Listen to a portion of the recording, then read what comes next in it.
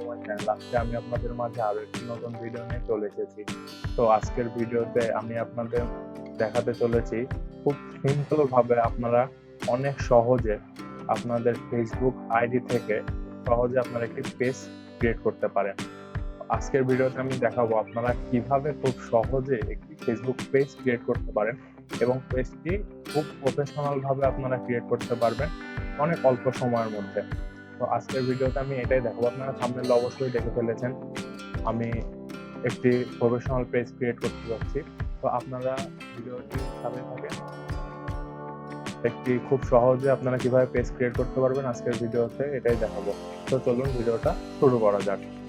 A few moments later. প্রথমে আমি এখান থেকে আমার ক্রোম ব্রাউজারের মধ্যে চলে যাচ্ছি, যাওয়ার পরে এখানে আমি ফেসবুকের মধ্যে চলে যাচ্ছি। ফেসবুকের মধ্যে আসার পরে দেখতে পাচ্ছেন এখানে একটি ফেসবুক অ্যাকাউন্ট রয়েছে। এইটা আমার একটি ছোট ভাইয়ের ফেসবুক আইডি, আমাকে দিয়েছিল একটি পেজ খুলে দেওয়ার জন্য। তো আমি আজকে এই ফেসবুক আইডি দিয়ে একটি পেজ খুলে দেখাবো, কিন্তু পেজটা আমি সেই ছোট ভাইয়ের পেজ খুলবো না, এটা আমার মানে পেজের নাম দিয়ে আমি জাস্ট একটি খুলে আপনাদের দেখাবো, পরে এটা আমি ক্লিক করে দেবো। এখানে যে পেজ অপশনটি রয়েছে, আপনারা যারা ফোন দিয়ে খুলবেন তারা থ্রি ডট আইকনে ক্লিক করলে দেখতে পারবেন এরকম পেজ একটি অপশন রয়েছে, এটার উপরে ক্লিক করে দিচ্ছি। দেওয়ার পরে দেখতে পাচ্ছেন এখানে এরকম একটি ড্যাশবোর্ড দেখতে পাবেন, এখানে লেখা রয়েছে ক্রিয়েট নিউ পেজ, এটার উপরে ক্লিক করে দিচ্ছি। দেওয়ার পরে দেখতে পাচ্ছেন এখানে একটি পেজ ইনফরমেশন, এখানে ক্রিয়েট এ পেজ লেখা রয়েছে, পেজ ইনফরমেশন রয়েছে, পেজ নেম রয়েছে। এখানে আমি একটি নেম দিয়ে দেব। তো আমার চ্যানেলের নাম যেহেতু টেকনিক্যাল টক 24, আমি সেটাই দিয়ে দিচ্ছি।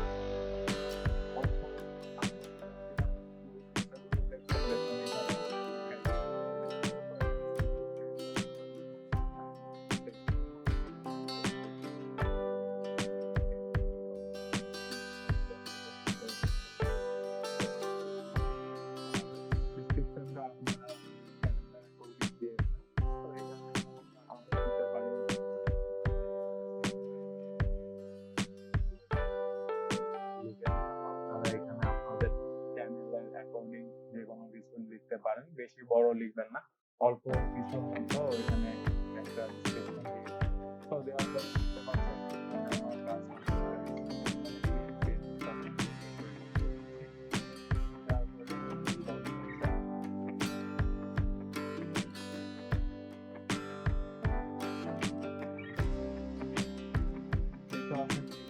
পেজটি ক্রিয়েট হয়ে গেছে।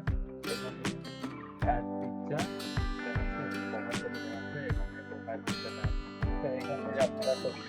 এখানে ক্লিক করলে আপনাদের গ্যালারির মধ্যে থেকে আপনারা যে কোনো প্রকার পিকচার এখানে সিলেক্ট করে দিতে পারবেন। তো আমি এখানে একটি